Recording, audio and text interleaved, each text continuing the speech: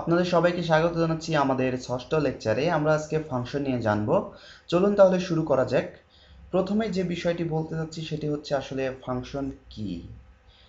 আচ্ছা, মনে করুন যে কিছু কোড আপনাকে বারবার লিখতে হচ্ছে। একই কোড আপনি একটি প্রোগ্রামে বারবার লিখছেন। কেমন হতো যদি এই কোডটিকে একবার মাত্র লিখে ব্যবহার করা যেত? এটিই আসলে ফাংশন। এর আগে আমরা ফাংশনের এক্সাম্পল দেখেছি এবং সেটি দ্বারা কোডও করেছি। তো আমরা এই টিউটোরিয়ালের মাধ্যমে কিছু বেসিক ফাংশন আমরা দেখব। তো তার আগে আমি আসলে চলুন আমরা এক্সাম্পল দেখি ফাংশনের। তো আমি ইউটিউবের একটি ভিডিও, এটা একটি ইউটিউবের ভিডিও এখানে প্লে করছি। তো যখন দেখুন আমি এখানে ক্লিক করছি, ক্লিক করলে ভিডিওটি থেমে যাচ্ছে। থেমে যাওয়ার সঙ্গে সঙ্গে সে টাইমারটাও স্টপ হয়ে গেছে, টাইমার স্টপ হয়ে গেছে। আবার যখন আমি এখানে প্লে করছি তখন টাইমার অন হয়েছে এবং ভিডিওটি চলতে শুরু করছে। তো এটা একটি জাভা স্ক্রিপ্টের বলতে পারেন বেসিক একটি এক্সাম্পল। আরেকটি এক্সাম্পল দেওয়া যেতে পারে এখানে জাভা স্ক্রিপ্টের জন্য, সেটি হচ্ছে যে লাইক। এখন এখানে আমি যদি এই লাইক বাটনটি ক্লিক করি, লাইক বাটনটি ক্লিক করলে এখানে 29-এর জায়গায় 30 হয়ে যাবে। তো এটাই হচ্ছে আসলে যে অন ক্লিকে সে একটি লাইক অ্যাড করবে, যে ডিসলাইক করলে সে অন ক্লিকে একটি ডিসলাইক অ্যাড করবে। তো এইটাই আসলে জাভা স্ক্রিপ্টের একটি বেসিক, বলতে পারেন যে বেসিক একটি এক্সাম্পল।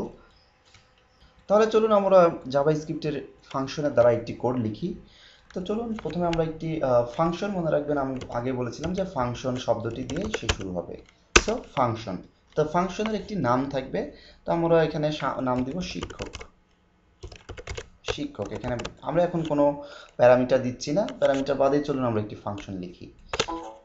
এখন এখানে আমরা সেকেন্ড ব্র্যাকেট দিব, দিয়ে এখন এর মাঝে আমরা লিখব বিস্তারিত। আমরা সহজ একটি লিখি যে অ্যালার্ট, একটা অ্যালার্ট বক্স দিব। তো অ্যালার্ট বক্সে আমরা এখানে লিখলাম ওয়েলকাম টু শিক্ষক ডট কম, ওয়েলকাম টু শিক্ষক ডট কম। তো আমরা এখানে লিখলাম এবং সেমিকলন দিয়ে দিলাম। তো এখন আমাদেরকে যেটি করতে হবে, যে আমরা একটি ফাংশন লিখেছি, তো এই ফাংশনটিকে আমাদের আসলে কল করতে হবে। তো আমরা এটা ইভেন্টের মাধ্যমে, ইভেন্ট জাভা স্ক্রিপ্টে যে ইভেন্ট আছে সেইটার মাধ্যমে আমরা কল করতে পারি। তো ইভেন্ট নিয়ে আমাদের বিস্তারিত টিউটোরিয়াল পরবর্তীতে আসছে। তো বেসিক এখানে দেখে নিন। তো চলুন দেখি, আমরা প্রথমে বডিতে একটি ফর্ম এলিমেন্ট লিখতে পারি। যে মনে করেন এটা একটা ফর্ম, আমি বিস্তারিত লিখলাম না, নেম টেম কি, জাস্ট নর্মাল একটি ফর্ম আমি লিখলাম। দিয়ে আমি ফর্মটা বন্ধ করলাম। এখন চলুন এর মধ্যে আমরা একটা লিখতে পারি যে এরকম যে ইনপুট টাইপ, টাইপ দিতে পারি যে ইকুয়াল টু বাটন। তো টাইপ আসলে বাটন। তো ভ্যালু দিতে পারি যে আসলে ভ্যালু কি হবে। তো ভ্যালু আমরা দিই জাস্ট ক্লিক, আপনি এখানে যে কোনো ভ্যালু দিতে পারেন, জাস্ট ক্লিক লিখলাম যে আমরা আসলে ক্লিক করবো এটা। এখন তো এইটা যেহেতু বাটন একটি টাইপ, তো আমরা এখানে একটা ইভেন্ট লিখবো যে on click. On click, on ক্লিকটা হচ্ছে যে এরকম আছে আরও বেশ কয়েকটি। তো অন ক্লিকটা হচ্ছে যে আমরা যখন বাটনের উপরে ক্লিক করব সে কিছু একটা করবে। তো এটা কি করবে, আমরা তখন এই যে ফাংশনটি ছিল আমরা সেই ফাংশনটিকে এখানে কল করব। চলুন আমরা সেই ফাংশনটিকে কল করি।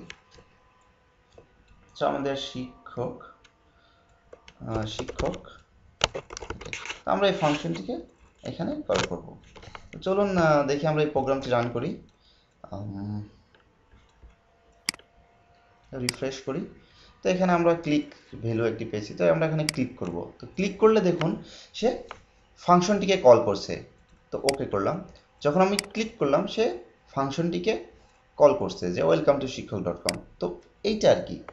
তো এইটা একটি সহজ একটি ফাংশন আমরা লিখলাম। চলুন এখন আমরা একটু প্যারামিটার সহ, তাহলে চলুন আমরা একটি প্যারামিটারের এক্সাম্পল এখন দেখি। তো একটি প্যারামিটার, তো আমি এখানে প্যারামিটারটির নাম দিলাম যে মেসেজ। তো প্যারামিটারটা অবশ্যই আপনার এটার মধ্যে হবে। তো এটা আপনি কমা দিয়ে এর সঙ্গে আরও অনেকগুলো প্যারামিটার আপনি লিখতে পারেন, আপনার যতগুলো প্রয়োজন আপনি সেগুলোটা লিখতে পারেন জাভা স্ক্রিপ্টের জন্য। এখন এর মাঝে আপনি এখন যেহেতু মেসেজ, তো আমরা একটা এই মেসেজ যে কোনো কিছু হতে পারে। যে আপনি লিখতে পারেন হ্যালো ওয়ার্ল্ড, ওয়েলকাম টু শিক্ষক.com, ওয়েলকাম টু বাংলাদেশ।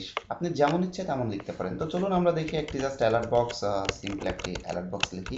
এবং অ্যালার্ট বক্স লিখে আমরা লিখি যে এখানে জাস্ট আমরা না কিছু না দিয়ে মেসেজ দিয়ে দিই। আসলে যে প্যারামিটারটা আছে সেই প্যারামিটারটার নামটা আমরা এখানে দিয়ে দিলাম। তো এখন আম, তো এই মেসেজ ইকুয়াল টু যেটা হবে আসলে অ্যালার্ট বক্সের মধ্যে সেটা নিবে এবং সে সেই অনুযায়ী কাজ করবে। তো চলুন আমরা এই অন ক্লিকে শিক্ষক, তো শিক্ষক এখানে আমরা আসলে এই প্যারামিটারের ভ্যালুটা দিয়ে দিই শিক্ষক। তো শিক্ষক মেসেজ, তাই না? যেহেতু আমাদের এখানে প্যারামিটার আছে তাহলে আমাদের একটা ভ্যালু এখানে আমাদের শিক্ষক। এখন এই আমাদের এই ফাংশনটিকে কল করি। তো শিক্ষক আমরা এখানে সাপোজ লিখলাম যে ওয়েলকাম। তো আমরা চলুন এই ওয়েলকাম এই মেসেজটি রান করার চেষ্টা করি।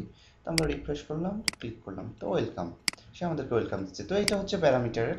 তো আমরা এটা সিঙ্গেল একটি প্যারামিটারের এক্সাম্পল। তাহলে চলুন আমরা এখন দেখি মাল্টিপল প্যারামিটার আমরা একটি ফাংশন মধ্যে কীভাবে ইউজ করতে পারি। চলুন তাহলে আমরা একটি ফাংশন লিখি, ইউজার ডিফাইন্ড ফাংশন। তো ফাংশন আমরা নাম দিলাম যে আমরা অ্যাড নাম্বার, আমরা দুটো নাম্বারকে অ্যাড করতে যাচ্ছি। অ্যাড নাম্বার, এখন তারপর আমরা এখানে ব্র্যাকেট দিলাম। ব্র্যাকেট দিয়ে এখন চলুন আমরা তাহলে তো আমাদের তো প্যারামিটার বললাম যে আমরা মাল্টিপল প্যারামিটার লিখবো না, দুটো প্যারামিটার লিখি, নাম1 এবং নাম2, দুটো প্যারামিটার। তাই এই দুটো প্যারামিটারকে নিয়ে আমাদের এখন কাজ যে আসলে দুটো প্যারামিটার যখন প্রবেশ করবে একটা ইউজার, তাহলে এই ফাংশনকে কল করে তাহলে এটা কি ঘটবে, তো সেটাই আমরা দেখব। তো আমরা এখানে একটি ভেরিয়েবল ডিফাইন করতে পারি যে অ্যান্সার। তো অ্যান্সার কি হবে, এরপরে অ্যান্সার ইকুয়াল টু আমরা দিয়ে দিতে পারি যে অ্যান্সার ইকুয়াল টু আমরা দিতে পারি নাম1 প্লাস নাম2। তুমি এই দুটোকে ক্যালকুলেট করবা। এবং আরও দিতে পারি আমরা ইচ্ছা করলে যে সাবট্রাক্ট নাম1 নাম2 এরকম। আচ্ছা, এটা আগে লিখে তারপরে আমি দেখাই। এখন আমরা এখানে আসলে এটা আউটপুট করতে যাচ্ছি যে ডকুমেন্ট অ্যান্সারটি কি হবে। তো ডকুমেন্ট ডট আমরা দিতে পারি যে রাইট। তো আমরা এখানে অ্যান্সারটি আউটপুট করতে যাচ্ছি এই ভেরিয়েবলটি। তো অ্যান্সার আমি আসলে এখানে কি করবো, আমি ব্রেক একটি এলিমেন্ট ইউজ করতে যাচ্ছি যে ব্রেক। তো এখন তো এরকম না, তো এখন আমাদের তো আসলে ফাংশনটি কল করতে হবে। তো ফাংশনের বাহিরেই আমরা কল করি। তো ফাংশনটি কল করি, চলুন যে অ্যাড নাম্বার। আসলে অ্যাড নাম্বার এখন কত কত আসলে এখানে নাম1 নাম2, এখানে আমরা আসলে দুটো নাম্বার দিতে হবে। তো নাম্বার দুটো আমরা দিই যে 12 প্লাস 12, তাই না? আমরা নাম্বার দিলাম, ঠিক আছে। চলুন এটা আসলে আমাদেরকে 24 রিটার্ন করবে আমাদের, যেহেতু আমরা লজিক্যালি দেখতে পাচ্ছি। তো আমরা এটা রান করেই দেখবো যে আসলে আমাদের কত রিটার্ন করে।